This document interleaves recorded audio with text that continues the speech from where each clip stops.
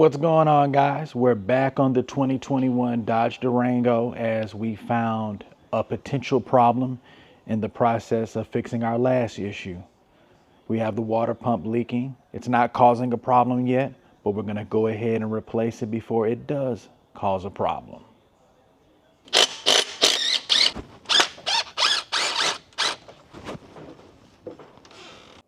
As you can see there, coolant is leaking coming from our water pump.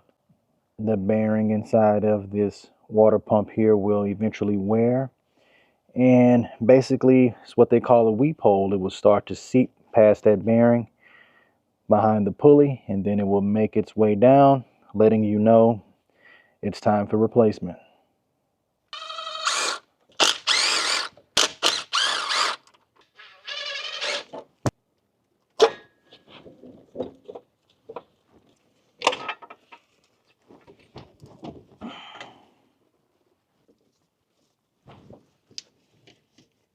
Now that we have the original water pump off, I can show you the issue.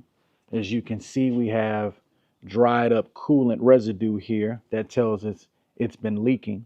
And if you look in these holes, basically inspection holes, you can see where the coolant has been leaking out of there, and it's just behind the pulley, getting behind there and leaking. And that means that this bearing here, the seal between the outside and the inside, the bearing is worn, and it just can't hold the coolant anymore, and it leaks as it spins. So your belt would ride here, turning this, sending coolant throughout your system, and over time that bearing just wears out, and it'll start to weep to kind of let you know it's time for replacement. So we're ready for our new water pump.